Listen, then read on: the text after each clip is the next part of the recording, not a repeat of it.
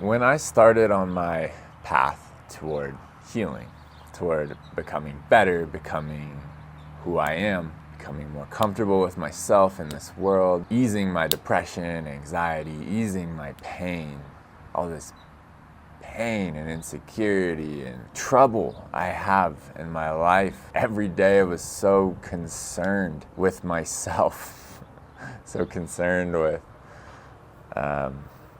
just not being happy, just knowing that there's got to be more to life. We all struggle with this in some way. We all struggle with our pain, our doubt, our grief, not being ourselves, our insecurity, right? When I started on this path, I didn't know. I didn't know I was starting on this path. I didn't know that I needed healing. I just thought this is how life was. I thought that we just experienced suffering and pain, and that I was gonna have to suck it up and deal with it. And that is true. That is true. We experience suffering and pain no matter what, and that's part of being a human. But the type of suffering and pain that I was experiencing is the same suffering and pain that most people that I see, I can only speak for what I see, in the United States deal with. And it's a type of suffering and pain that is, it is self-inflicted. It comes from trauma, comes from stuff being passed down onto us. So it's interesting to say that it's self-inflicted if it's also a result of our upbringing, of what's been handed to us. But it's self-inflicted in the way of it's something that we continue to do to ourselves over and over again. In a sense, we're choosing it. It's because we've been implanted with beliefs about ourselves. That we're not good enough, that we're not whole, that we could never be whole. And those beliefs, we live in them. And those beliefs shape who we are and what we are. The thing is that we are far beyond these beliefs and these traumas and inflictions and pain. We're far beyond them. They are things that happen to us, unfortunate things that we grabbed onto and they stuck within us. Now, I've worked with many people in pain in my life. I don't know how I ended up doing this. It was like, I didn't try to do it. It just happened. And over the years, I've been involved in many modalities of doing this. And what I noticed is that some people, no matter the modality, some people get better, and some people, nothing changes at all. And it's, to be quite honest, because I don't know. I mean, I understand better now, a lot better now. I still don't know. But it's been a curious thing to watch. And if you're aware and you're paying attention, basically what I've been doing is gathering enough data. It's just data all throughout my life so far. So I want to share with you some of this data. I work with modalities now that I think are better. They get people better results for whatever type of pain they're dealing with. Physical, chronic, or emotional pain, suffering. But, reflecting on all of the years of all the modalities that I've used, I can give you what I've seen of the people who improve and what they do and what they believe. And if I break it down really simple to one thing, there's many things, but to one thing, these people are willing to change. They're coming in and they're like, I don't care. I don't care what we do. I don't care what you do. I I'm ready. Like, I'm ready for this to be gone. I'm ready to move on from this, right? Like, I don't care if I have to, rub a crystal ball in my hand and throw it down the creek and go retrieve it and then look at it and see, right? Like, they're just like, I don't care. I'll do anything, And they mean it though. They're not, there's a very, like, I get people who might say the same words. I'll do anything. No, you won't. And I can see it, and I can see that they won't. They won't do anything. They're saying that, they're saying the words. But then you get people who, you feel it. They're in front of you, and they're real, and they're just like, giving it all up. Those are the people who see change. And I'll tell you, that's why it doesn't matter the modality. What matters is that they're in a place where they're going to go inside and they're going to execute those changes within themselves.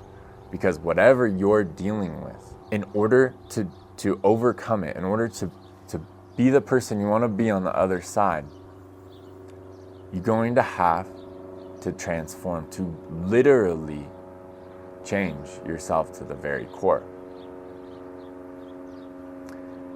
You're going to be a different person on the other side. Literally. And that takes a lot of courage.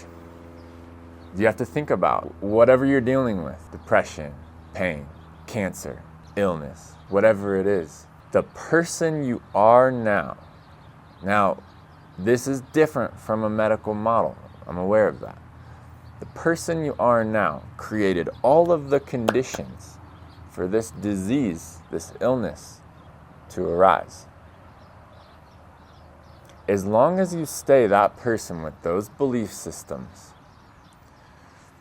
with those pains, with those same thought structures in your head, you're going to get all of the same results. So that's why if you come in and you're willing to change yourself at the very core, you're going to literally reshape your whole chemistry, yourself, your identity, in such a way that allows for you to become new, become different. And that person doesn't have this illness, this pain, this suffering. It sounds a little esoteric. I don't know what it sounds like, but this is what I've seen. This is what I've noticed. This is why it hasn't always mattered what modality is, because when people are ready, they'll do it. And it's much deeper than the modality. The modality is just a way for the person to get in touch with themselves and see what they need to let go of, what they need to change. The modality is just a permission slip for you to go inside and reorganize yourself. And so, in order to become who you want to become, you're gonna have to shift and change yourself. It's not an act of doing something, it's actually an act of letting go of things. Letting go of all that which is not you. And that's what trauma is it's stuff that it's not just what's happened to us. It's the way that we responded to what happened to us. It's that we closed down because it was so painful and difficult. But if we close it down, we can open.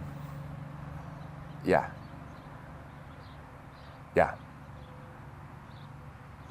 Listen to that again. There's something at the very core of you that can't be changed.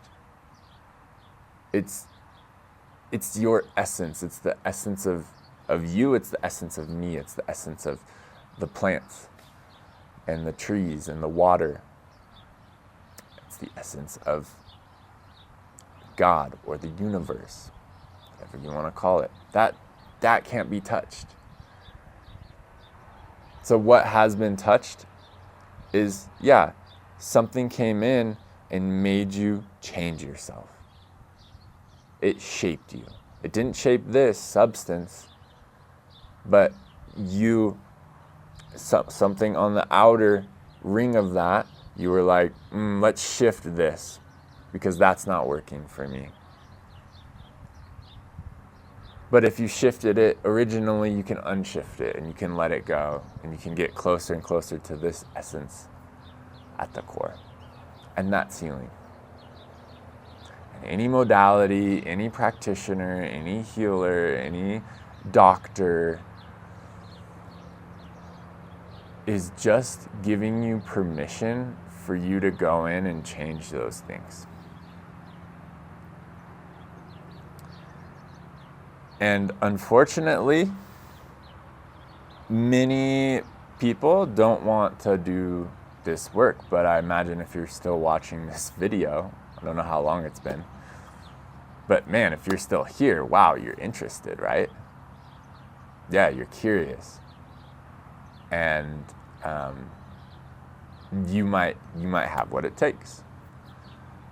You might be curious enough to go in, take a look, see what's there, reorganize, be willing to see what's there, be willing to encounter the truth, the real you, your real essence, the stuff that's underneath all of it. If you can do that, healing is possible. And I wish you well on this journey. Thank you for watching this video. I'll see you in another video. I've been moving, so this summer I've moved. My whole life is like shifted. I was on a roll with videos this whole year, and then it's been hard lately. My physical life is shifting around, and then that's shifting my spiritual life and what I do every day, and parts of myself are shifting. So if you just bear with me here, if you've been watching my videos, there might still be a little less posting for a month or so, but we'll get back on it. Adios.